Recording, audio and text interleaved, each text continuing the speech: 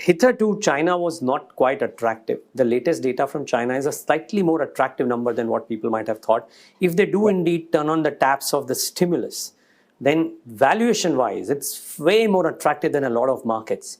And if we consider that if indeed the semiconductor run has kind of, the bottom is reached, then South Korea also kind of comes up in valuation, come maybe growth.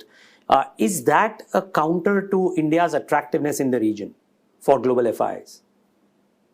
No, I think this is a very good question because, look, India has been an outperforming market 3 years in a row, right? In 21, it outperformed. 22, although it was negative, it still outperformed the region. 23, again, it outperformed, although the first quarter was bad. Now, question is that at some level, market would think, let's mean revert. Let's go somewhere else. Why one-way street? So there's a short and long, balance to it.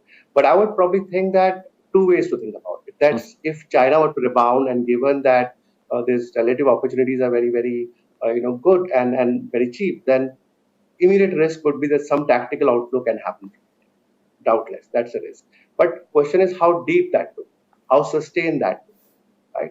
My sense is India's rise of structural market is probably is more proven rather than in the past because the macro has been stable, growth has been resilient.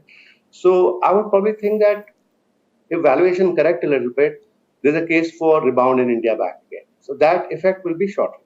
Second is China obviously is recovery path, but there's still several macro unknowns, and it's still more tactical rather than structural, right? So while some opportunities may happen and people may seek, but people have burned fingers in China in the first year, and so it would not be too early that entire flows goes back. And third, India and China for most part of history can actually perform together at the same time. They are not zero sum. It is not mutual.